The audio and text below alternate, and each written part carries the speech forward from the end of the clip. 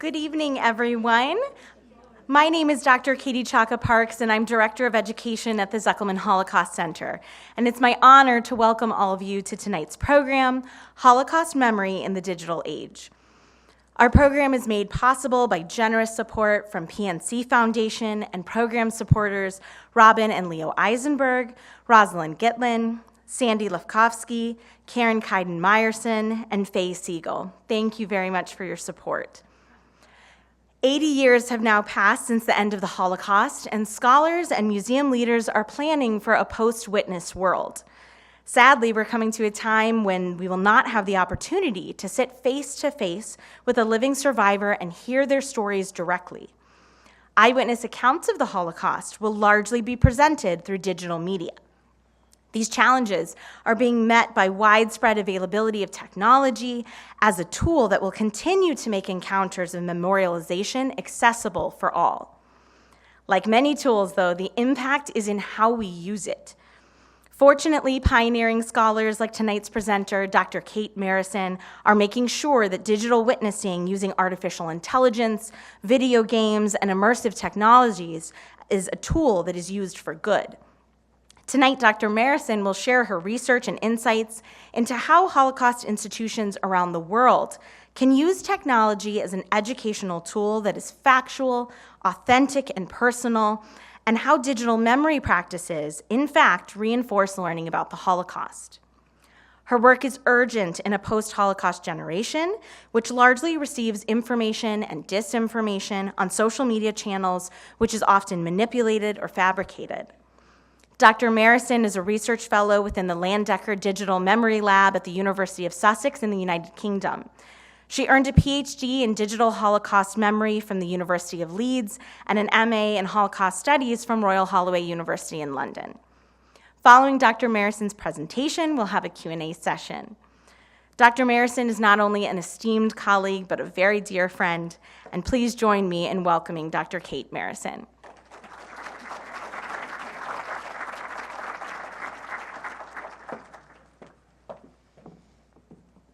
Okay, I'm a bit shorter than Katie, so I'm just going to pull that down. Okay, so thank you very much to Dr. Katie Chaka-Parks for the invitation to speak today, and of course to all the colleagues and staff here at the Zekelman Holocaust Center for hosting this event, and actually for hosting me all week. It's been a pleasure to be here.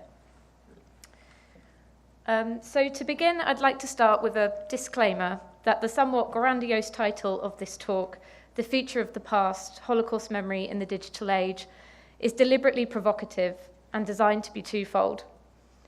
On the surface, it alludes most strongly to an understanding that the future of this past, that is to say what is next for Holocaust remembrance, commemoration, and memorialization, is intricately entangled with the emergence of new media technologies and the increasingly central role digital media plays in our lives. However, what I hope to make clear by the end of this talk is that on the second layer, the future of the past here also accounts for a continuation in the role media has always played in representing, mediating, and commemorating the Holocaust. Put differently, the incorporation of digital tools does not necessarily mark a radical break from traditional memory practice or long-established museology or pedagogy, but rather offers unique affordances to advance and build upon them as we hurtle towards a post-survivor age. So throughout this talk tonight, I'd like to highlight what the current digital Holocaust memoryscape looks like, provide some insights into how it shaped our work at the University of Sussex, and look ahead to the future to share our plans at the newly launched Landecker Digital Memory Lab. So what do I mean by digital Holocaust memory, and where are we today? As Holocaust educator and academic Dr. Alistair Richardson puts it, the Holocaust is an event on the edge of living memory. A statement which feels particularly pertinent, as Katie reminded us, we mark the 80th anniversary since the end of World War II and the liberation of the camps. Alongside the inevitable passing of the survivor community are major advancements in new media technologies, where we have transformed our potential to engage with the past.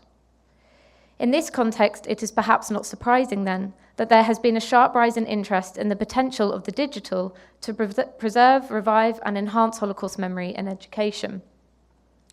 Thus, anticipating the shift from living memory to what Holocaust scholar James Young has termed mediated memory, Professional Holocaust organizations, institutions, and memorial sites across the world have been experimenting with new modes of storytelling and digital formats for more than a decade. Indeed, the rapidly expanding list of digital tools, digital games, augmented and mixed reality applications, cinematic virtual reality, digital mapping, 360-degree photography, 3D modeling, interactive survivor testimony installations, illustrates a momentum with no sign of slowing down.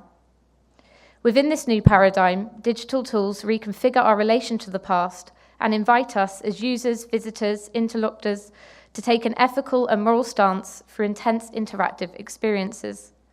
They invite us to enact, to examine, to explore, and to act in various ways, and in doing so asks us to consider our relationship to the Holocaust, its event, and its memory.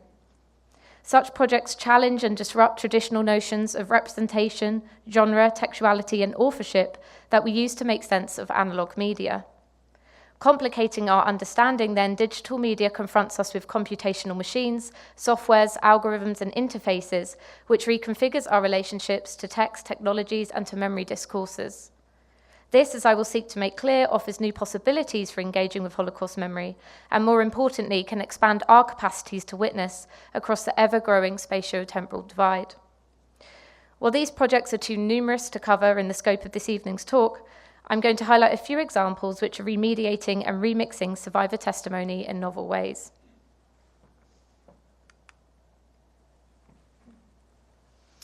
So virtual reality and augmented reality experiences are playing an increasingly significant role in Holocaust memory and education as professional memory institutions continue to explore the affordances of integrating these technologies into visitor and user experiences.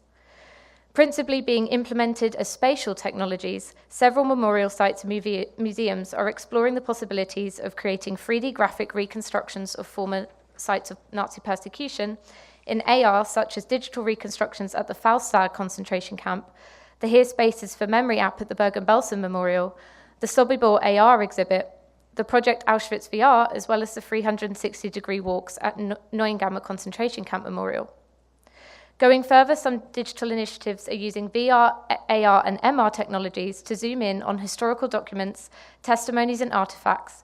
Notable projects include, for example, the AR app at the Dachau Memorial Site Museum, and this revivifies historical and contemporary drawings and paintings in situ at the present-day site. The Anne Frank House VR, which invites visitors to navigate the annex for a series of digital objects, and the Last Goodbye VR experience, which foregrounds survivor testimony within Majdanek. The similarly survivor-driven Walk With Me at the Melbourne Holocaust Museum and numerous films that shaped the Illinois Holocaust Museum and Education Center, the Journey Back's exhibition space, which I'll flag again later on. While it's important to note that VR technology is not new and has existed for more than 30 years, it is only recently that technology has become more widely accessible in the heritage and museum sectors, in part due to the affordability of headsets and devices in the domestic market.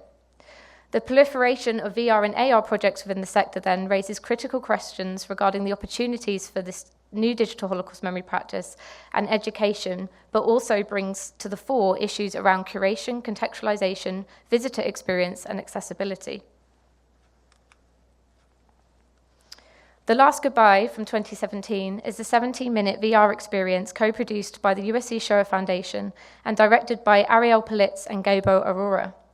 Combining 360-degree video and photorealistic interactive environments for the Majdanek concentration camp, this digital mode of storytelling attempts to preserve the powerful immediacy of survivor testimony by following Holocaust survivor Pinkas Gutter as he re-enters the camp. It is important to note that this is not about simulating the events of the Holocaust in this landscape, but rather about simulating an embodied encounter with a survivor who takes the user on a privileged private guided tour back to the contemporary memorial site.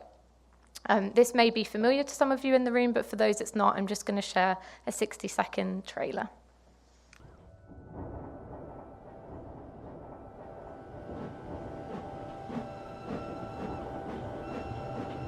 When we were pushed into those wagons to take us to the east, we didn't know where we were going.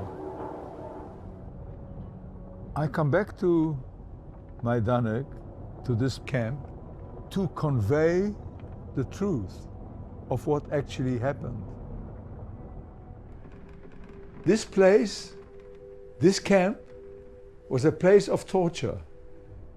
I think that you have to confront pain to be able to heal it. Unless you have somebody that can say, I was here, I saw this was done to me, I don't think people would accept it as the gospel truth.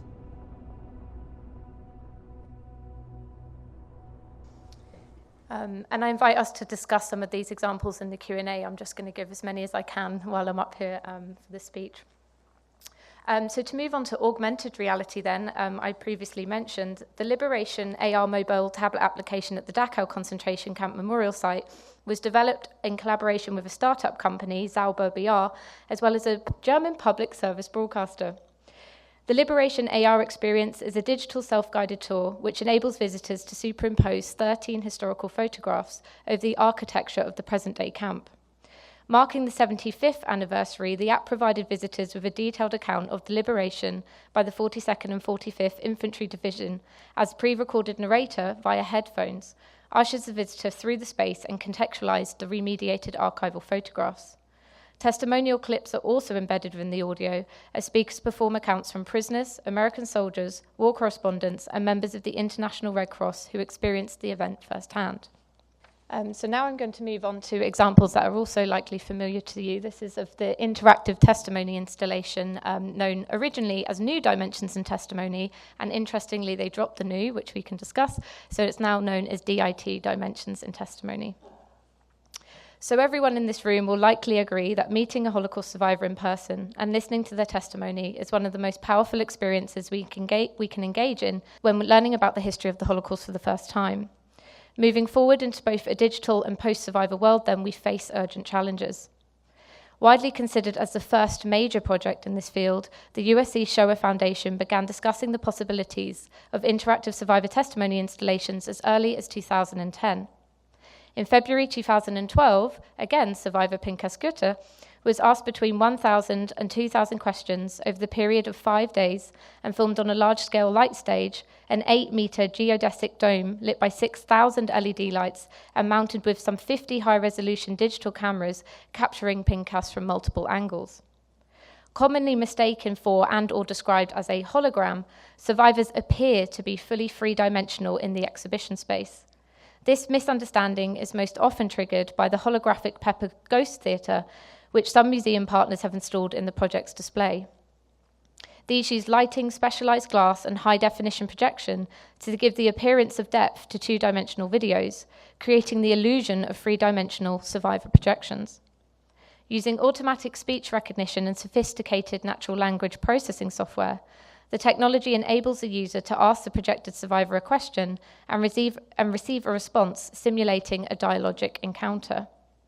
This technology has now been widely adopted at professional Holocaust institutions around the world, with over 50 interviews now taking place in 9 languages.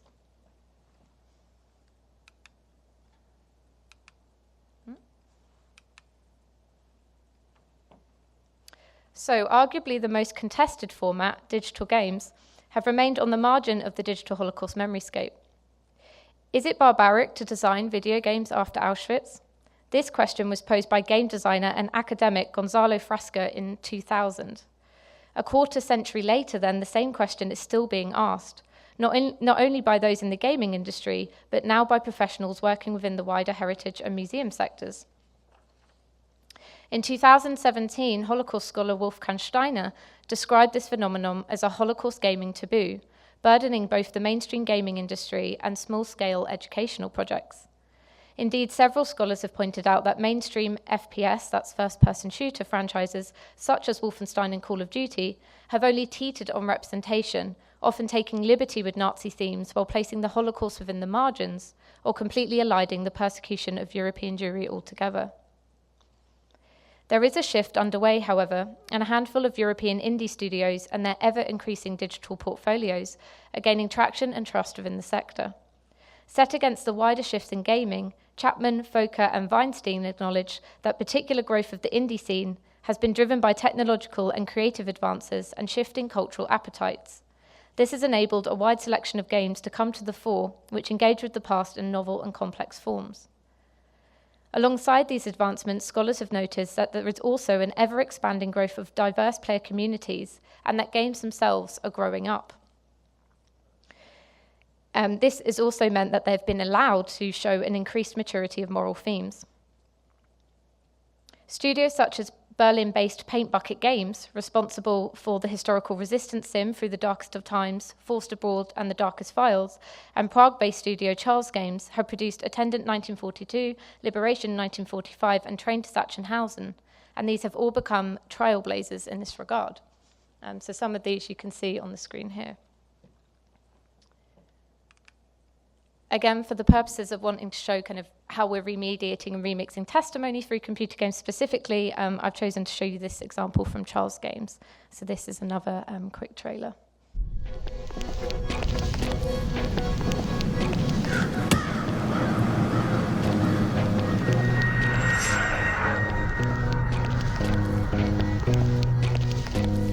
Když vám před očima zabijou kamaráda, tak na to nikdy nezapomenete.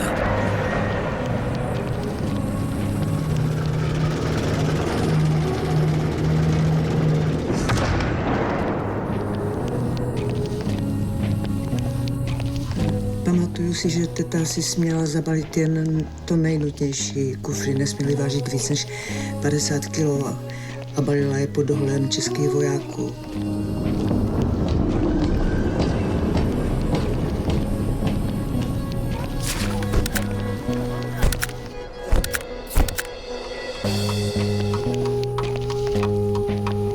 Zabili je, ale já vím dobře, kde jsou ty hroby a kde je zakopali.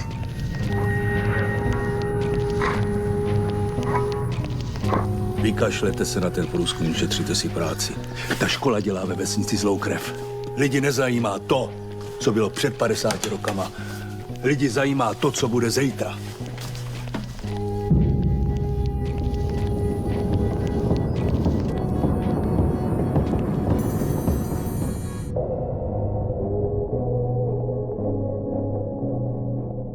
So then we move on to the much contested social media. So the social media landscape has long been in flux with its relationship to Holocaust memory and education. In the beginning, there was an emphasis on Facebook and Twitter, which proved divisive in the sector. Some institutions took an early trial and error approach, such as the Auschwitz State Museum, and others experimented with the affordances of these platforms, such as the team at Grodzka Gate, Lublin, extending the analogue practice of school pupils sending letters to child Holocaust victim Henny Osim-Dvorski onto Facebook. There were also expressions of hesitancy, though, about these participatory spaces, notably including the International Holocaust Remembrance Alliance, whose education working group established guidelines for using social media in this context as early as 2014.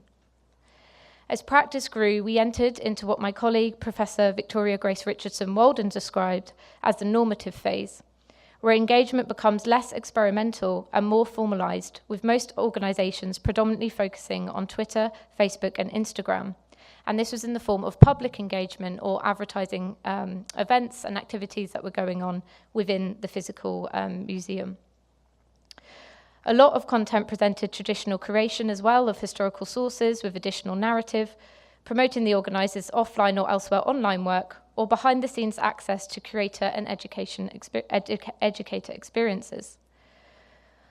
Whilst one of the celebrated potentials about social media is their ability to help organizations reach wider global audiences, we noticed that little has changed online since Eva van Zelter's 2014 claim that the Holocaust institutions that dominated previously offline also seem to dominate on social media platforms.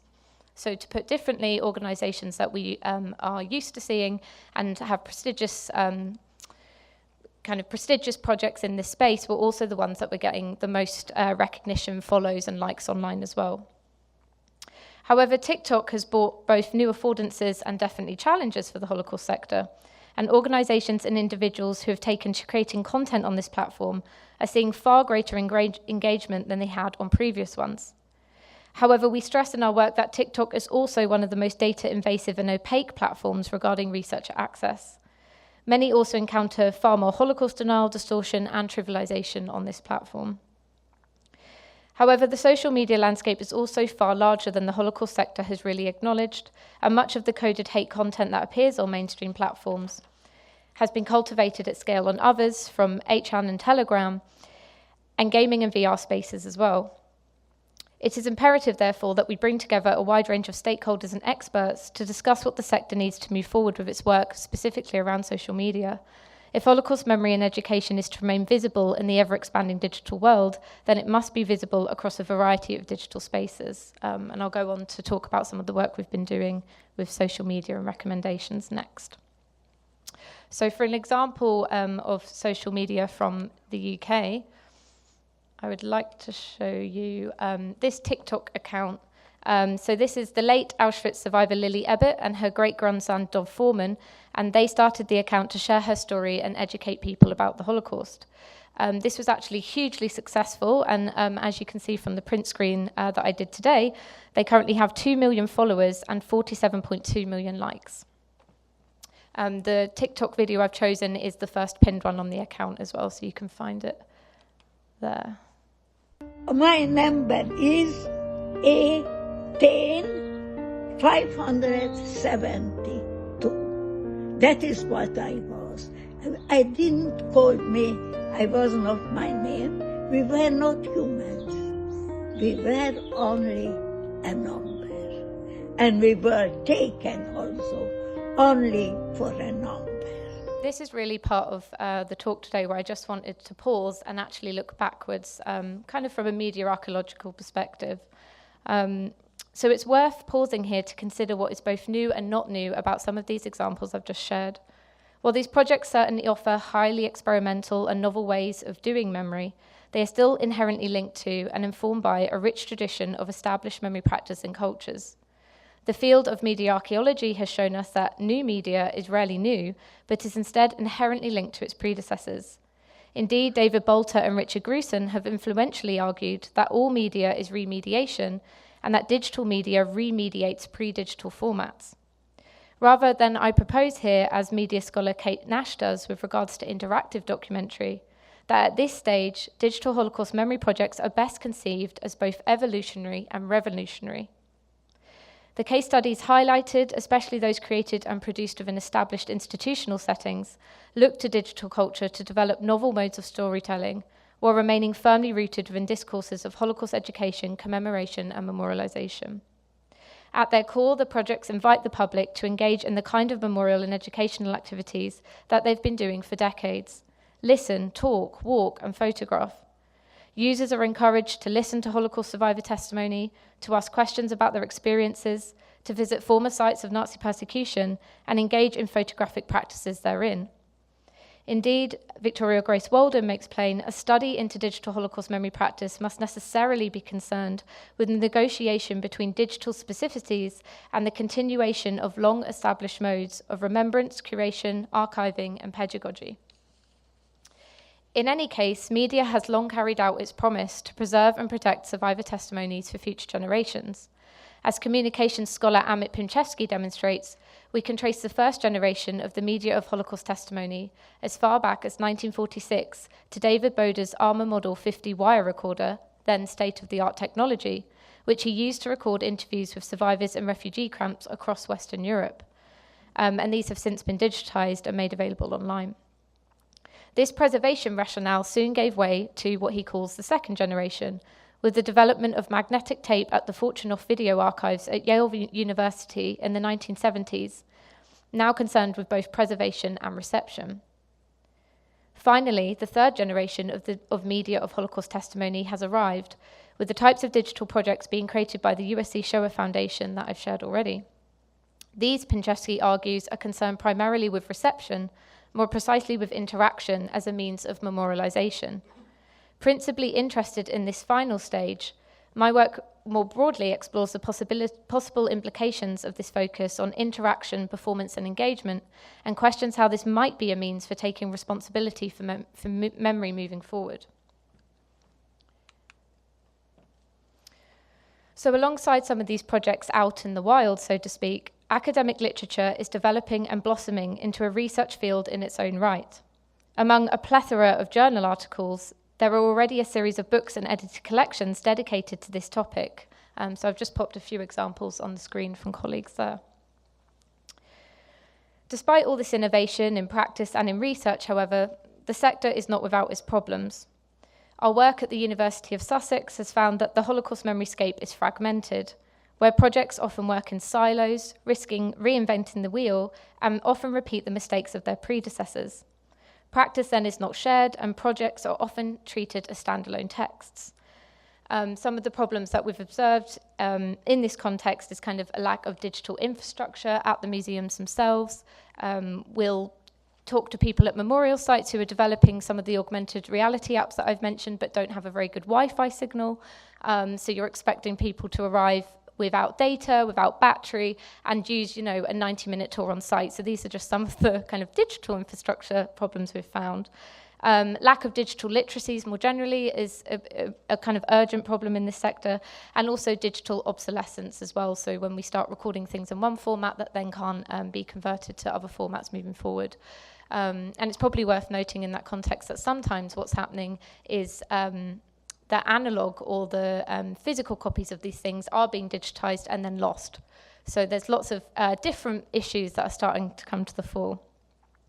On the research side of that problem, we're finding that a lot of scholars will focus on case studies, like I said, as standalone texts. And another thing my colleague, in particular, Victoria Grace Walden, has found is what she calls the representational paradigm. So the way in which we're engaging with these texts is still concerned with how is the history of the Holocaust being represented at this surface level.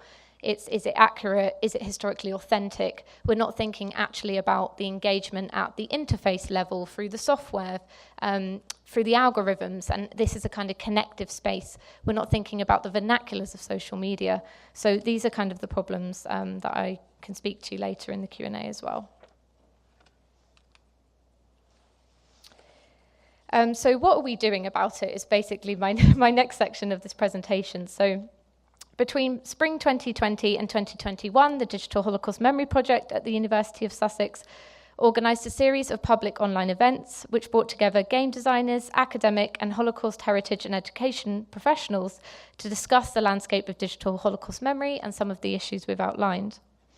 Through this series, it became apparent that the Holocaust heritage and education organisations would benefit from further engagement with interdisciplinary ranges of academics and creative professionals working with digital media, and vice versa. Those working in media industries would also benefit from the expertise of Holocaust specialists. Academics too would benefit for having better understandings of the practicalities and technicalities of digital creative processes and artefacts. Thus, we hosted a series of participatory workshops titled Co-Designing Standards for Digital Interventions in Holocaust Memory and Education, the purpose of which was to bring together these experts from these different fields, discuss a range of the problems, and then find some action plans for moving forward. At its core, then, this project was about co-creation, disrupting barriers and boundaries within the sector and its disciplines. We carried out 12 workshops in total, dedicated to 6 different themes, working with a variety of international partners. So the 6 themes are just to my left here. So the first one was machine learning and AI, and our partners were at the University of Bern in Switzerland. The second, digitizing material evidence. We worked with the iRights Lab in Germany. Digital recording, recirculating and remixing testimony, which is a bit of a mouthful. We worked with the Centre for Life History and Writing, also at the University of Sussex. Holocaust Memory and Education and Social Media. We worked with our colleagues at the Hebrew University. Virtualizing Holocaust Memoryscape. We worked with the innovative Specs Lab from Barcelona. And finally, gaming and play in genocide memory and education. We worked with the Historical Games Network in the UK, which is a series of academics from 3 different institutions. So this resulted then in the publication of these 6 reports that you can see on screen, and I'll show you how you can also download them later and read them in your own time if of interest. I thought what might be particularly interesting to this audience today is our testimony report, which includes 7 immediate recommendations for how we can improve and enhance practices within the museum and heritage sectors.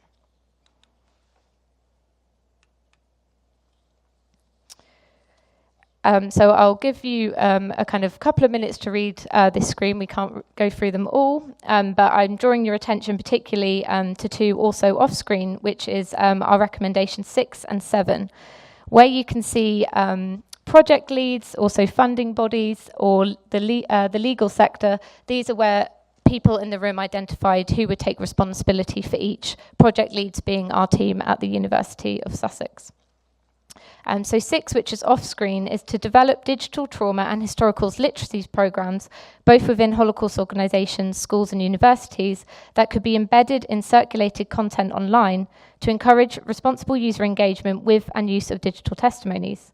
This could be in the form of guidelines shared from a landing page created by a number of stakeholders across the world, a singular source that small and large organisations can easily share rather than recreating the wheel.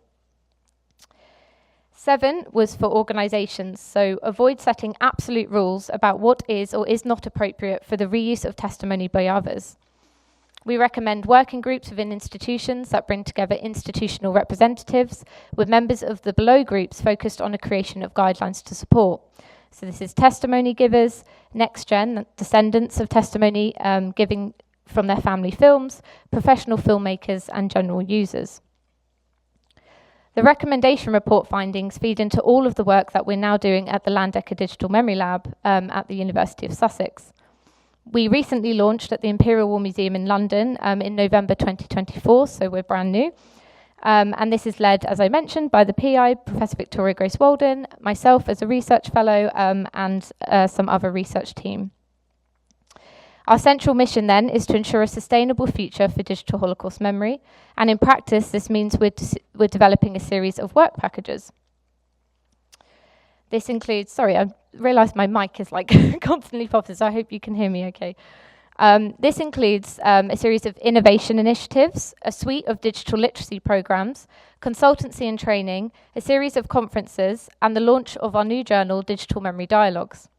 Our core asset is building a living database archive in which we're gathering a series of walkthroughs and interviews of digital Holocaust memory projects that exist around the world. Our aim across the next 5 years is to record over 5 hours of interviews with curators, educators, tech practitioners, front of house staff, museum docents, historical advisors, so anyone involved in the creation and dissemination of these digital Holocaust memory projects.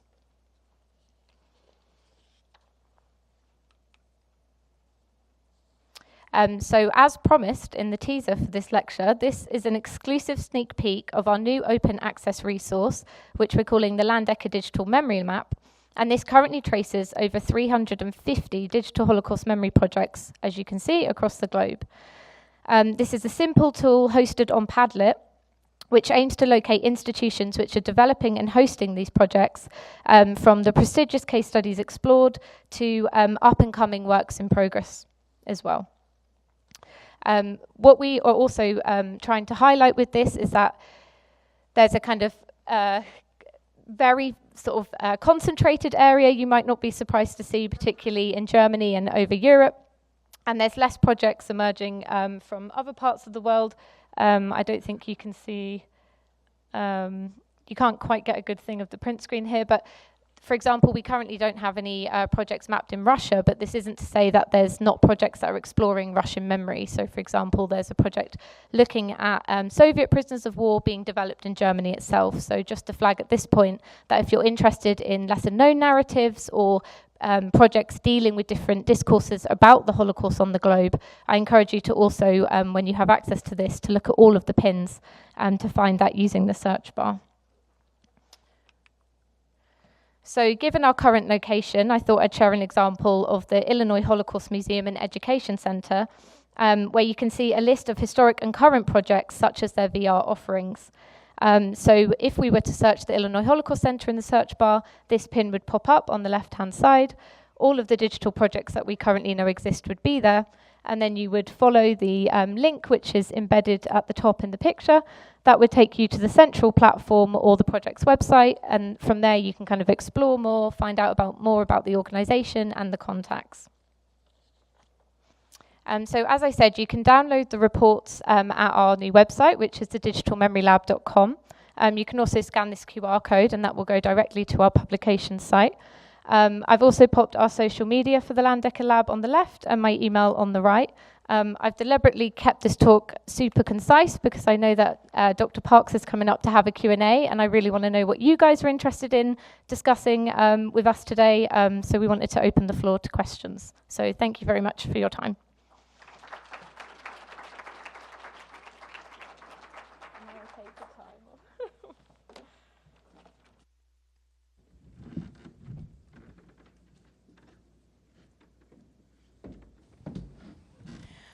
All right, thank you very much, Dr. Marrison, for that very thought-provoking program. We're going to now get to questions from our audience, so if you're interested in asking a question, please feel free to raise your hand, and someone will come along with a microphone. So as we're sort of taking some time to think and gather our thoughts, I'd like to start us off with the first question of what form of digital memory do you personally find most compelling, specifically for creating empathy? Very good question. Empathy, just as a kind of disclaimer to this, I also think it's a very interesting thing to discuss, whether that's really what we should be doing with digital Holocaust memory projects. Is empathy kind of the right emotion we want to be provoking? Are there other ones that might be more progressive? I think that's also open to debate. I think in terms of kind of digital Holocaust witnessing, which is something I'm particularly interested about. The Last Goodbye was one of the case studies that I raised tonight. That's a really powerful experience that has been really foregrounding in that field. I think computer games as well is a particularly kind of untapped medium for doing this type of work. I think some of the case studies will be provocative for the room, and I think we can open the discussion around that. But I think actually what games sometimes don't allow you to do can be really, I guess I'm trying to give you a really clear example. So Call of Duty World War II is a game that we often discuss. The end of that game is there's an epilogue, and it's kind of liberating a concentration camp from the American perspective. You go in after a full campaign, you've kind of worked up all of your weapons, your ammo. This is where you've learned the algorithm, you know how to play this game. You go into this camp and suddenly the player is reduced to the complete inability to play. So you can no longer run, you can't use your weapon, you can't jump, you can't do anything. Walking around this space, you realize actually that what the game is issuing is a symbolic argument that you cannot play in this space. So there's a kind of there's a double edge to that in the sense that are we using games to actually play with the Holocaust? Is it appropriate? But actually the game itself and the game logics are telling you that. So I think what's interesting is, to explore that. Any questions? Sure, right here in the front. I bet people can hear me. Yeah. It's okay, she's coming right here. Thank you. Oh, no, I got it. It's all right. Thank you. So I'm Rick Brodsky. I'm a third-generation survivor, and my connection to the Holocaust has been for my own discovery of my personal connection, my grandfather's experience. And I wonder, and I think about a lot, what the fourth, fifth, sixth generation, how we keep them developing those same connections to the Holocaust.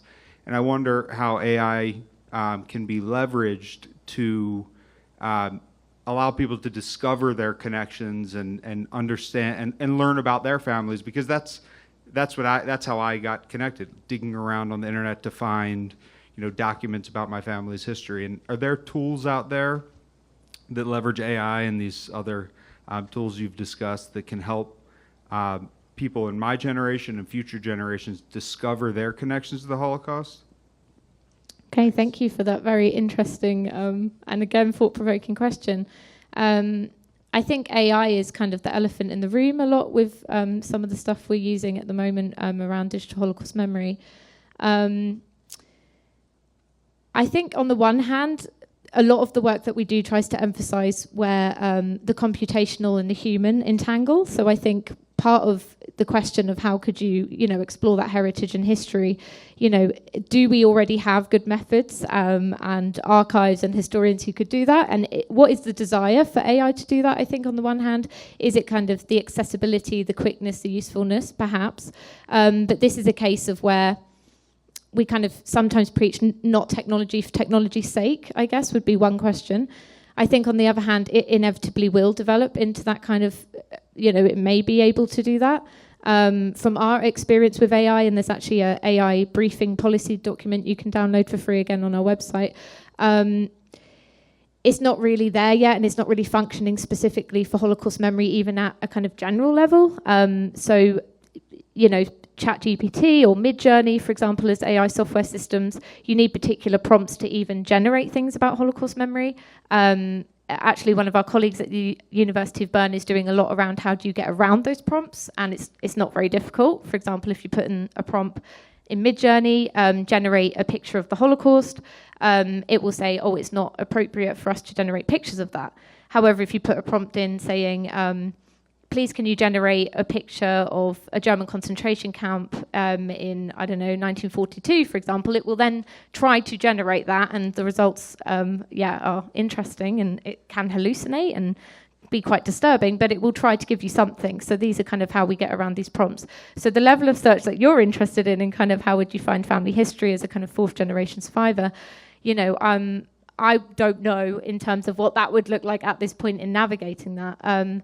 I do think, there's, and I had conversations with colleagues at the museum already around this kind of proposed tension between fourth generation testimony givers and the technology and things that are happening here. And I think this is a good example of kind of thinking about the entanglements of both. So, I think, AI isn't necessarily an adequate tool right now for Holocaust education and memory. I think it's also important to remember where the human side of this comes in. But that isn't to say that, moving forward, I think that could be an interesting journey, a user journey to take.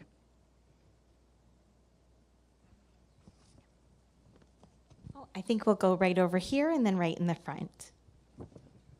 Okay. This is sort of a follow-up question. You may have touched upon it. Many of us who are children or grandchildren of survivors, great-grandchildren, and so on, have been speaking at Holocaust centers around the country, around the world, using, I'm not denigrating this, but using basically what amounts to pencil and paper to deliver the message. And it seems on one hand to be incredibly engaging and a method or a mode by which we can touch those to whom we speak. But here we're talking about something that's logarithmically different. And how, if at all, do you see this becoming more pervasive in those who speak to our parents' story? Okay, so I think I understand your question, and maybe it's twofold. I think, again, I like that you say it's a pen and paper, and that's all you've needed to be able to do this. I think, that really highlights also what we're saying, just because it's, technologically possible doesn't necessarily mean it's better, and these are things to think about.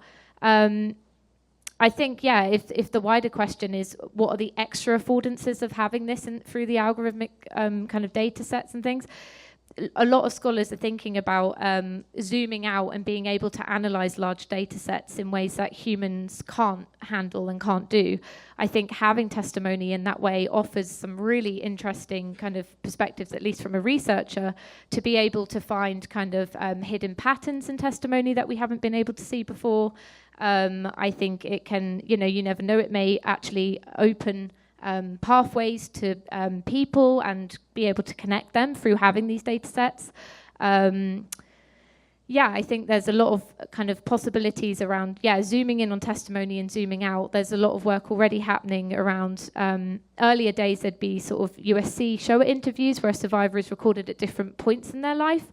And all sorts of kind of, conclusions can be derived from that. But having them done in this way enables us to do massive, large-scale kind of data sets to find new patterns, to produce new research stories, to be able to connect people, to be able to share as well across institutions. I think a lot of the things that we're trying to say that the digital is good for is connecting, for interdisciplinary, for breaking down borders and boundaries. So I think there's affordances in that way. But yeah, nothing also wrong with the pen and paper approach. Sorry, right up here.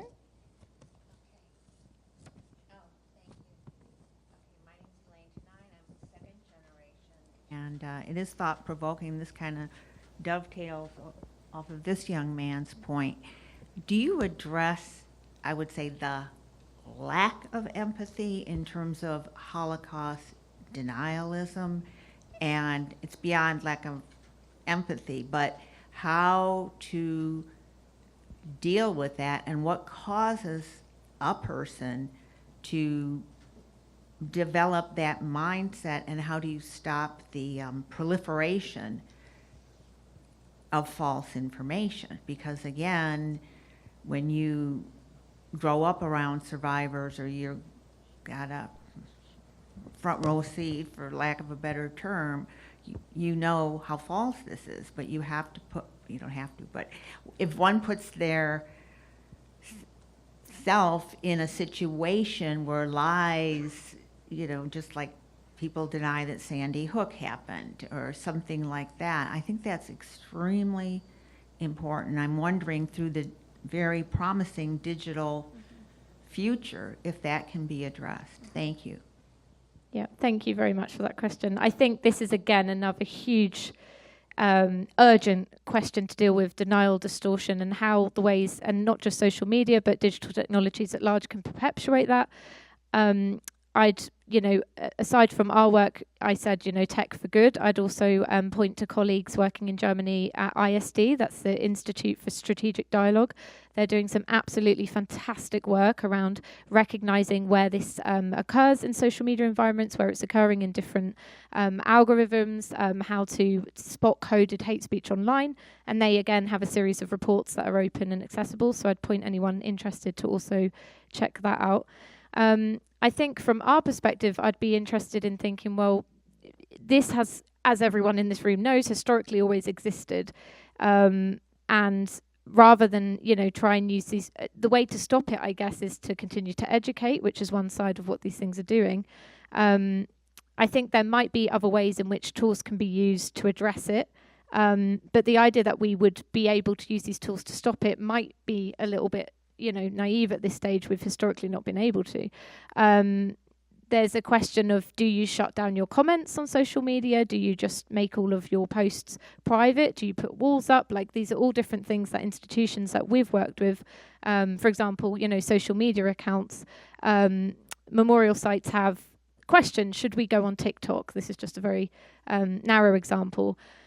Do they have training for these teams? Sometimes it's the comms department suddenly taking on a social media platform. How do you maintain it? And then overnight, what you find is their staff that have, actively put themselves out on that TikTok platform are receiving a whole host and flurry of hate and denial and distortion in the comments while they're asleep, because it's, different time zones that are coming in and kind of putting this online. So you have a problem here of, do we give up? Do we come back down? Do we make the post private? And these are all active discussions that these institutions are having. I think one of the things that we find particularly encouraging is, rather than do that, actually maybe take a meta approach. So the Matt Hausen Memorial, for example, did videos, should we be on TikTok, and opened that to have that engaging dialogue. That's not to say that's going to stop bad actors, but actually in some cases it just encourages a dialogue to be in that space. Another thing with TikTok, you have things like hashtag Jewish TikTok, and it would be a hashtag that people could follow, and there'd be a whole host of videos where people are countering denial and distortion through this kind of positive trends on the algorithm. So it's almost, is it a possibility to flood it back with these things rather than just come away and shut them down? These are kind of really serious ongoing questions, but I think rather than trying to stop it, maybe how can we use these tools to approach it in those ways? Question, perhaps right over here.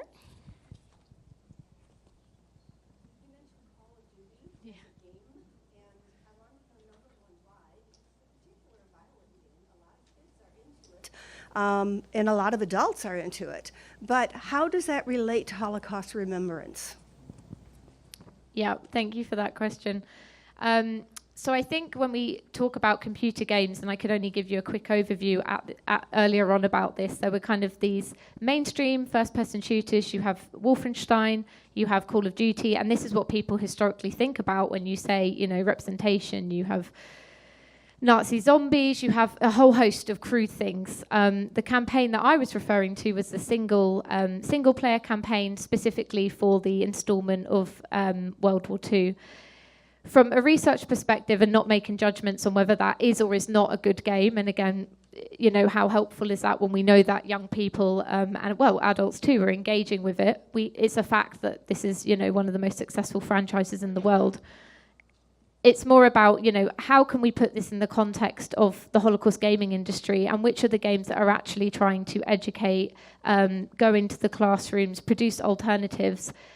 And I think to be realistic about this, and this is credit to a lot of the indie studios that are doing this work, you know, gamers will play games that they actively feel they can play with. So it's to what extent can memorial institutions, stakeholders, funding bodies, historians, and all of these people that want to see progressive gaming also recognize what it is specifically about those games that is so successful. What are they enabling the player to do? And why has historically that not been able to play with the Holocaust, right? So we've played with all types of history in different games. And as I mentioned, Wolfgang Steiner saw this as a kind of gaming taboo in 2017. So yes, Call of Duty is a completely violent game. Wolfenstein is particularly, you know, hyper-violent. It's kind of, you know, being compared to Inglourious Bastards, for example, Tarantino's, you know, uber-violent Holocaust film, which goes on to win loads of awards. So it's kind of thinking, what is it about this medium specifically and this media, which, you know, has sort of been gatekept for so long. And I think, yeah, Call of Duty was just one example of the mainstream side, but a lot of the games that we're working with, there's also a game actually by a third-generation survivor, a colleague and friend of mine. He's currently working on a game to translate his grandmother's experiences. It's called When God Fell Asleep. So we've been working with him to talk about, you know, how does that translate into the game? And he's very you know, straight about it, like he's into game, he's a gamer. So how can that actually be playable, and what are the actual affordances of gaming and algorithm? What does that look like for the player when it's to do with Holocaust memory? And another game, the Children of Bullerhausen Dam, is funded by our funders, the Landecker Foundation, and it works with the Neuengamme Memorial Site. So there's lots of kind of promising, I think, initiatives that are happening at that intersection between, you know, heritage professionals, stakeholders, and game designers, essentially. I don't know if that answered your question, but it was just to give an overview. Yeah, absolutely. So on Steam, for example, you'll find all of the Charles Games package that I mentioned, the Prague-based studio, Paint Bucket as well. You can go onto their website, and they're often either free or they're offered at really affordable prices, like $10 for the entire game. And also, just to mention, there's a game, Train to Sachsenhausen, which is available right now just as a mobile game that you can download in the App Store. So yeah, these things are available, and they're trying to be as open access as possible. So, yeah. Well, thank you very much, Dr. Marrison, and thank you, everybody, for coming this evening. Please join us for our community-wide Yom HaShoah commemoration on Sunday, April 27th at 2:30 p.m. And for more information about our future events, please visit our website, holocaustcenter.org. Tonight, the dessert reception, we encourage you to join the HC as a member. So please stop by our membership table right outside of the Billis Museum shop to learn more about these benefits of membership. Now, I invite everybody to join us in the lobby for continued conversation, and thank you very much, and safe travels home.